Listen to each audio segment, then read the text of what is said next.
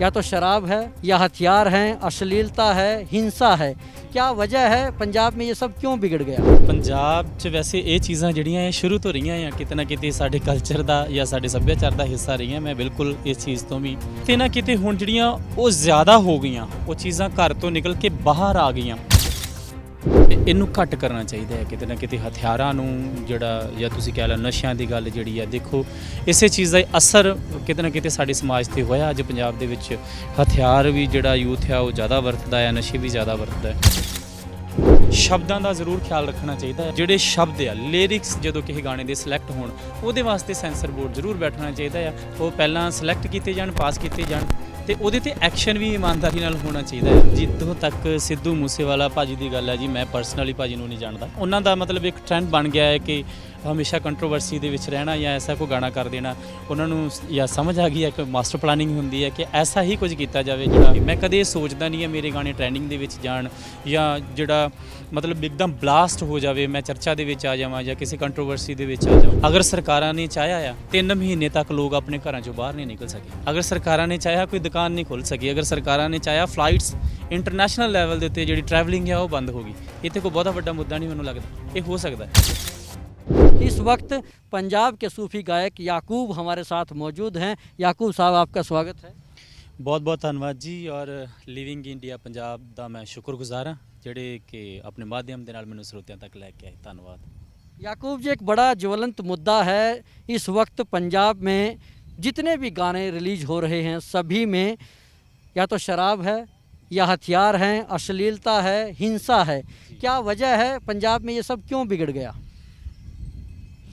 ਦੇਖੋ ਸਰ, ਪੰਜਾਬ 'ਚ ਵੈਸੇ ਇਹ ਚੀਜ਼ਾਂ ਜਿਹੜੀਆਂ ਇਹ ਸ਼ੁਰੂ ਤੋਂ ਰਹੀਆਂ ਆ ਕਿਤੇ ਨਾ ਕਿਤੇ ਸਾਡੇ ਕਲਚਰ ਦਾ ਜਾਂ ਸਾਡੇ ਸੱਭਿਆਚਾਰ ਦਾ ਹਿੱਸਾ ਰਹੀਆਂ। ਮੈਂ ਬਿਲਕੁਲ ਇਸ ਚੀਜ਼ ਤੋਂ ਵੀ ਜਿਹੜਾ ਮੁਨਕਰ ਨਹੀਂ ਹੁੰਦਾ।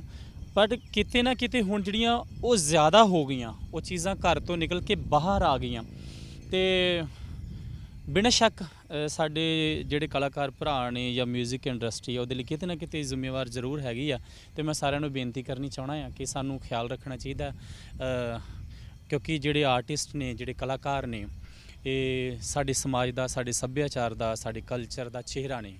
ਅਤੇ ਸਾਨੂੰ ਖਿਆਲ ਰੱਖਣਾ ਚਾਹੀਦਾ ਹੈ ਕਿ ਸ਼ਬਦ ਜਿਹੜੇ ਗਾਉਣੇ ਆ ਉਹ ਕਿਸ ਤਰ੍ਹਾਂ ਨਾਲ ਗਾਉਣੇ ਆ। ਜਿਹੜੇ ਚਲੋ ਹਾਲਾਂਕਿ ਮਿਊਜ਼ਿਕ ਕਿਸ ਸਟਾਈਲ ਦਾ ਹੋ ਗਿਆ ਜਾਂ ਤੁਸੀਂ ਉਹਨੂੰ ਕਿਸ ਤਰੀਕੇ ਦੇ ਨਾਲ ਗਾਇਆ, ਉਹਦੀ ਪੇਸ਼ਕਾਰੀ ਜਿਹੜੀ ਗਾਇਕੀ ਆ ਉਹ ਕਿਸ ਸਟਾਈਲ ਦੀ ਰੱਖੀ ਆ, ਇਹਦੇ ਨਾਲ ਜ਼ਿਆਦਾ ਫਰਕ ਨਹੀਂ ਪੈਂਦਾ।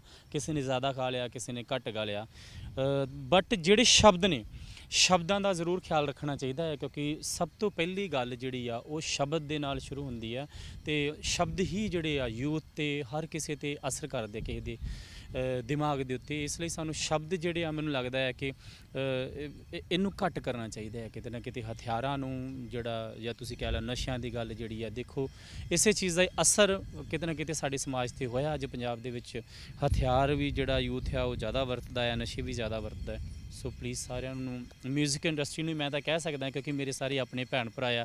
ਮੇਰਾ ਮਿਊਜ਼ਿਕ ਜਿਹੜਾ ਪੰਜਾਬ ਦੀ ਮਿਊਜ਼ਿਕ ਇੰਡਸਟਰੀ ਮੇਰਾ ਆਪਣਾ ਮਿਊਜ਼ਿਕ ਪਰਿਵਾਰ ਆ, ਉਹਨਾਂ ਨੂੰ ਮੈਂ ਕਹਿ ਸਕਦਾ ਕਿ ਆਓ ਮਿਲ ਕੇ ਕੋਈ ਯਤਨ ਕਰੀਏ ਅਤੇ ਐਸਾ ਕੋਈ ਕੰਮ ਕਰੀਏ ਕਿ ਹਰ ਕੋਈ ਸਾਡੇ 'ਤੇ ਪ੍ਰਾਊਡ महसूस करे कि सचमुच ਜਿਹੜੇ ਪੰਜਾਬ ਦੇ ਸਿੰਗਰ ਆ ਉਹ ਚੰਗਾ ਕੰਮ ਕਰ ਰਹੇ। मैं उसी बात पे आ रहा हूँ।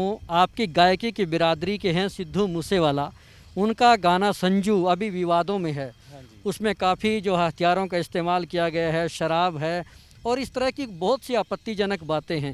तो बार बार ऐसा क्यों होता है कि सिद्धू मूसेवाला और उन्हीं की कैटेगरी के कुछ ऐसे गायक हैं जो इस तरह की उल्लंघना करते हैं? ਦੇਖੋ, ਜਿੱਦੋਂ ਤੱਕ ਸਿੱਧੂ ਮੂਸੇਵਾਲਾ ਭਾਜੀ ਦੀ ਗੱਲ ਹੈ ਜੀ, ਮੈਂ ਪਰਸਨਲੀ ਭਾਜੀ ਨੂੰ ਨਹੀਂ ਜਾਣਦਾ। ਉਹ ਕੀ ਸੋਚਦੇ ਆ। ਬਹੁਤ ਸਾਰੇ ਆਰਟਿਸਟ ਮੈਂ ਦੇਖੇ ਆ ਜਿਹੜੇ ਸਟੇਜ 'ਤੇ ਕੁਝ ਹੋਰ ਹੁੰਦੇ ਆ ਜਦੋਂ ਪਰਫਾਰਮ ਕਰਦੇ ਆ, ਪਰ ਜਿਹੜੇ ਪਰਸਨਲ ਜਦੋਂ ਵਿਚਰਦੇ ਆ ਜ਼ਿੰਦਗੀ ਦੇ ਵਿੱਚ ਤੇ ਕੁਝ ਹੋਰ ਹੁੰਦੇ ਜਿਨ੍ਹਾਂ ਨਾਲ ਮੈਂ ਕਈਆਂ ਨਾਲ ਮੇਰੇ ਪਰਿਵਾਰਕ ਸੰਬੰਧ ਵੀ ਹੈ। ਸਿੱਧੂ ਭਾਜੀ ਨੂੰ ਮੇਰਾ ਕੋਈ ਉਹਨਾਂ ਨਾਲ ਪਰਸਨਲ ਰਿਲੇਸ਼ਨ ਨਹੀਂ ਆ ਕਿ ਉਹ ਆਪਣੀ ਜ਼ਿੰਦਗੀ ਦੇ ਵਿੱਚ ਕਿਸ ਤਰ੍ਹਾਂ ਵਿਚਰਦੇ ਆ, ਕਿਸ ਤਰ੍ਹਾਂ ਰਹਿੰਦੇ ਆ। ਜਿੱਥੇ ਤੱਕ ਗਾਣਿਆਂ ਦੀ ਗੱਲ ਆ ਮੈਂ ਉਹਨਾਂ ਨੂੰ ਜ਼ਰੂਰ ਬੇਨਤੀ ਕਰ ਸਕਦਾ ਹਾਂ ਕਿ ਭਾਜੀ ਕਿਤੇ ਨਾ ਕਿਤੇ ਇਸ ਚੀਜ਼ 'ਤੇ ਉਹਨਾਂ ਨੂੰ ਕੰਟਰੋਲ ਕਰਨਾ ਚਾਹੀਦਾ ਆ। ਹਾਂ, ਉਹਨਾਂ ਦਾ ਮਤਲਬ ਇੱਕ ਟ੍ਰੈਂਡ ਬਣ ਗਿਆ ਹੈ ਕਿ ਹਮੇਸ਼ਾ ਕੰਟਰੋਵਰਸੀ ਦੇ ਵਿੱਚ ਰਹਿਣਾ ਜਾਂ ਐਸਾ ਕੋਈ ਗਾਣਾ ਕਰ ਦੇਣਾ। ਉਹਨਾਂ ਨੂੰ ਜਾਂ ਸਮਝ ਆ ਗਈ ਹੈ ਕਿ ਮਾਸਟਰ ਪਲਾਨਿੰਗ ਹੁੰਦੀ ਹੈ ਕਿ ਐਸਾ ਹੀ ਕੁਝ ਕੀਤਾ ਜਾਵੇ ਜਿਹੜਾ ਕੰਟਰੋਵਰਸੀ ਦੇ ਵਿੱਚ ਆ ਜਾਵੇ ਜਾਂ ਜਿਹਦਾ ਚਰਚਾ ਹੋ ਜਾਵੇ। ਕਿਉਂਕਿ ਕਿਤੇ ਨਾ ਕਿਤੇ ਇਹ ਵੀ ਅੱਜ ਦੀ ਡੇਟ ਦੇ ਵਿੱਚ ਤੁਹਾਡੀ ਜਿਹੜੀ ਪ੍ਰਸਿੱਧੀ ਆ ਉਹਦਾ ਜ਼ਰੀਆ ਬਣ ਚੁੱਕਾ ਹੈ ਕਿ ਕੁਝ ਵੀ ਕਰ ਦਿਓ ਤੁਸੀਂ ਹਿੱਟ ਰਹਿਣੇ ਚਾਹੀਦੇ ਜੋ ਤੁਸੀਂ ਟ੍ਰੇਨਿੰਗ 'ਚ ਰਹਿਣੇ ਦੇ ਚਾਹੀਦੇ ਹੋ। ਅਤੇ ਮੈਨੂੰ ਲੱਗਦਾ ਹੈ ਕਿ ਇੰਨਾ ਵੀ ਸਾਨੂੰ ਇਸ ਚੀਜ਼ ਦਾ ਜਿਹੜਾ ਲਾਲਚ ਆ ਜਾਂ ਮੂੰਹ ਆ ਕਰਨਾ ਚੰਗਾ ਨਹੀਂ ਆ ਕਿ ਅਸੀਂ ਇਹੀ ਭੁੱਲ ਜਾਈਏ ਕਿ ਪ੍ਰਸਿੱਧੀ ਦੇ ਚੱਕਰ ਦੇ ਵਿੱਚ ਕਿ ਅਸੀਂ ਪਰੋਸ ਕੀ ਰਹੇ ਹਾਂ ਜਾਂ ਸਮਾਜ ਨੂੰ ਦੇਖ ਕੀ ਰਹੇ ਹਾਂ। ਸਾਨੂੰ ਖਿਆਲ ਰੱਖਣਾ ਚਾਹੀਦਾ ਇਸ ਗੱਲ ਦਾ।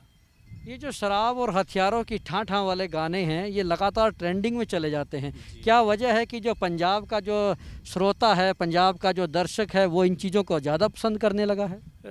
ਦੇਖੋ ਸਰੋਤਿਆਂ ਦੀ ਦੇ ਬਾਰੇ ਮੈਂ ਕੁਝ ਨਹੀਂ ਬੋਲ ਸਕਦਾ। ਸਰੋਤਿਆਂ ਦੀ ਆਪਣੀ ਇੱਕ ਪਸੰਦ ਹੈ ਨਾ ਜੀ। ਉਹ ਕੀ ਸੁਣਨਾ ਚਾਹੁੰਦੇ ਆ ਇਹ ਮੈਂ ਡਿਸਾਈਡ ਨਹੀਂ ਕਰ ਸਕਦਾ। ਉਹ ਕੀ ਪ੍ਰਮੋਟ ਕਰਨਾ ਚਾਹੁੰਦੇ ਆ ਇਹ ਮੈਂ ਡਿਸਾਈਡ ਨਹੀਂ ਕਰ ਸਕਦਾ। ਜਿਵੇਂ ਹੁਣ ਅੱਜ ਜੇ ਮੈਂ ਕੋਈ ਗਾਣਾ ਗਾਇਆ ਅਤੇ ਮੈਨੂੰ ਹਮੇਸ਼ਾ ਇੰਟਰਵਿਊਜ਼ ਦੇ ਵਿੱਚ ਇਹ ਸਵਾਲ ਕੀਤੇ ਜਾਂਦੇ ਆ ਕੀ ਗੱਲ ਹੈ ਯਾਕੂਬ ਜੀ ਤੁਹਾਡੇ ਗਾਣਿਆਂ ਦੇ ਮਿਲੀਅਨਸ ਦੇ ਵਿੱਚ ਵਿਊਜ਼ ਨਹੀਂ ਹੁੰਦੇ, ਉਹ ਟ੍ਰੈਂਡਿੰਗ ਦੇ ਵਿੱਚ ਨਹੀਂ ਹੁੰਦੇ ਜਿੰਨੇ ਵੀ ਮੈਂ ਗਾਣੇ ਕੀਤੇ ਆ। ਮੇਰੀ ਉਹ ਦੌੜ ਨਹੀਂ ਹੁੰਦੀ। ਮੈਂ ਕਦੇ ਸੋਚਦਾ ਨਹੀਂ ਆ ਮੇਰੇ ਗਾਣੇ ਟ੍ਰੈਂਡਿੰਗ ਦੇ ਵਿੱਚ ਜਾਣ ਜਾਂ ਜਿਹੜਾ मतलब एकदम ब्लास्ट हो जावे, मैं चर्चा दे विच आ जावां या किसी कंट्रोवर्सी दे विच आ जावां। मैंने सिर्फ आप ये कहना चाहते हो कि यदि ट्रेंडिंग में जाना है, यदि दूसरी उसमें जुबान में कहें ब्लास्ट करना है तो मसाला डालना होगा। हाँ ਮੈਨੂੰ ਇਹ ਹੈ ਕਿ ਜਿੰਨਾ ਕਰੋ ਚੰਗਾ ਕਰੋ। ਤੁਹਾਨੂੰ ਪ੍ਰਾਊਡ ਹੋਣਾ ਚਾਹੀਦਾ, ਤੁਹਾਨੂੰ ਸਕੂਨ ਮਿਲਣਾ ਚਾਹੀਦਾ ਆ। ਅਤੇ ਸਰੋਤਿਆਂ ਨੂੰ ਕਿਤੇ ਨਾ ਕਿਤੇ ਮੈਂ ਰੋਕ ਨਹੀਂ ਸਕਦਾ ਪਰ ਇਹ ਰਿਕੁਐਸਟ ਕਰ ਸਕਦਾ ਹਾਂ ਕਿ ਤੁਸੀਂ ਜਿੰਨਾ ਜ਼ਿਆਦਾ ਆਪਾਂ ਕਿਸੇ ਚੀਜ਼ ਨੂੰ ਪ੍ਰਮੋਟ ਕਰਾਂਗੇ, ਜਿਹੜੀ ਚੀਜ਼ ਮਾਰਕੀਟ 'ਚ ਵਿਕਦੀ ਆ, ਜਿਹੜੀ ਖਰੀਦੀ ਜਾਂਦੀ ਆ, ਉਹਨੂੰ ਦੁਕਾਨਦਾਰ ਵੀ ਲਿਆ ਕੇ ਰੱਖਦੇ ਆ। ਜੇ ਤੁਸੀਂ ਸੁਣਨਾ ਉਸ ਚੀਜ਼ ਨੂੰ ਘਟਾਓਗੇ ਤਾਂ ਨੈਚੁਰਲੀ ਕਿਤੇ ਨਾ ਕਿਤੇ ਉਹਦਾ ਫਰਕ ਪਏਗਾ। ਜਿਹੜੇ ਆਰਟਿਸਟ ਨੇ ਉਹ ਵੀ ਉਹਨੂੰ ਘਟਾ ਦੇਣਗੇ ਆਪਣੇ ਆਪ। ऐसे गाने घट लिखण वाले घट लिखणगे, गाउण वाले घट गाउणगे। नवजोत सिंह सिद्धू जब मंत्री थे तो एक कमेटी बनी थी, उसने भी एक ऐसी कोशिश की थी कि इस तरह के गानों पर एक कोई लगाम लगे, तो क्या उसका कोई नतीजा आया? क्या वजह रही? कोई ठोस बात नहीं हुई? नवजोत सिंह सिद्धू साहब वो आप खुद आर्टिस्ट ने है ना जी, ਅਤੇ ਉਹ ਸ਼ਾਇਰ ਵੀ ਨੇ। ਕਿਤੇ ਨਾ ਕਿਤੇ ਉਹਨਾਂ ਨੂੰ ਜਿਹੜਾ ਕਲਚਰ ਆ ਉਹ ਬਹੁਤ ਪਸੰਦ ਹੈ, ਇਸੇ ਲਈ ਉਹਨਾਂ ਨੇ ਇਹ ਸਾਰੀਆਂ ਚੀਜ਼ਾਂ ਸੋਚੀਆਂ। ਪਰ ਮੈਨੂੰ ਲੱਗਦਾ ਕਿ ਉਹ ਚੀਜ਼ ਜਿਹੜੀ ਹੈ ਐਕਸ਼ਨ ਨਹੀਂ ਹੋ ਸਕੀ। ਔਰ ਹੋਣਾ ਚਾਹੀਦਾ ਆ ਪੰਜਾਬ ਸਰਕਾਰ ਨੂੰ ਇੱਦਾਂ ਕਰਨਾ ਚਾਹੀਦਾ, ਕੋਈ ਸੈਂਸਰ ਬਣਨਾ ਚਾਹੀਦਾ, ਸੈਂਸਰ ਬੋਰਡ, ਕੋਈ ਪੈਨਲ ਐਸਾ ਬੈਠਣਾ ਚਾਹੀਦਾ ਆ ਕਿ ਜਿੱਥੇ ਗਾਣੇ ਵੀ ਰਿਕਾਰਡ ਹੋਣ ਤੋਂ ਪਹਿਲਾਂ ਉਹਨਾਂ ਦੇ ਸ਼ਬਦਾਂ ਦੀ ਚੋਣ ਕੀਤੀ ਜਾ ਸਕੇ। ਅਤੇ ਮਿਊਜ਼ਿਕ ਜਿਹੜੇ ਹੁੰਦੇ ਆ ਜਾਂ ਮਿਊਜ਼ਿਕ ਜਾਂ ਗਾਣਾ ਹੁਣ ਤਾਂ ਇੰਜੋਏ ਕੀਤਾ ਜਾ ਸਕਦਾ। ਉਹਦੀ ਕਿਹੜੀ ਸਮਝ ਲੱਗਣੀ ਆ ਵੀ ਇਹਦੇ ਵਿੱਚੋਂ ਕੋਈ ਚੰਗਾ ਮੈਸੇਜ ਆ ਰਿਹਾ ਜਾਂ ਬੁਰਾ ਮੈਸੇਜ ਆ ਰਿਹਾ।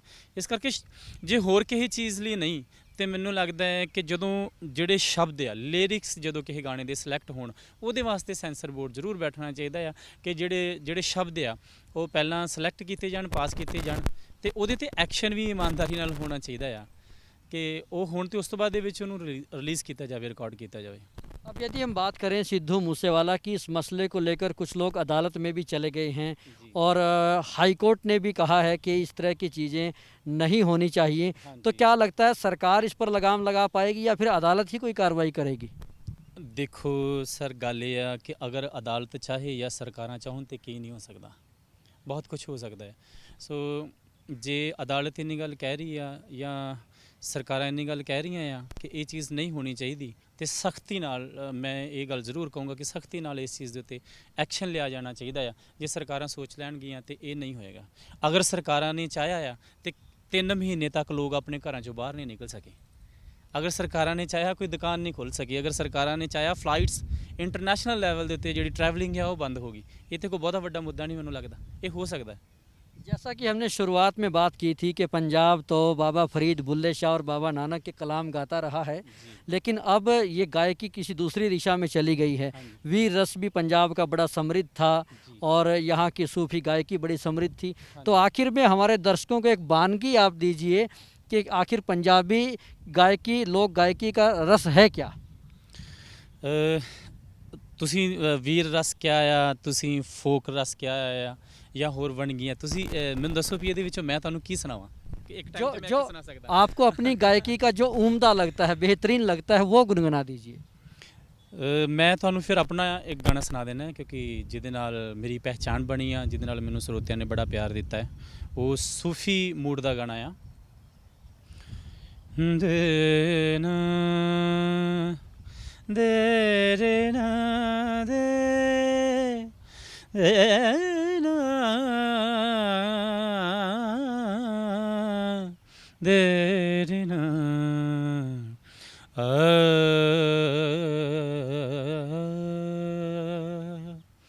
रांझण मेरा रब निमाए, रांझण मेरा रब, ओ रांझण मेरा रब निमाए, रांझण मेरा रब।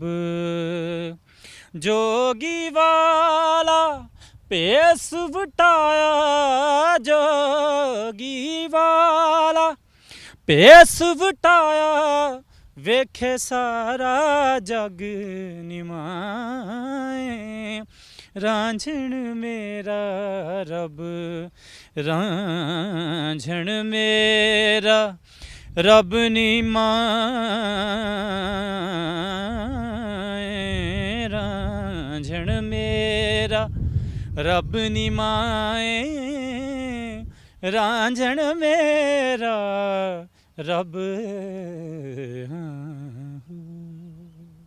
वाह बाकमाल, मज़ा आ गया। दरअसल ये है पंजाबी लोक गायकी की मौलिकता, जिसमें शास्त्रीय संगीत भी है और एक बेहतरीन संदेश भी है।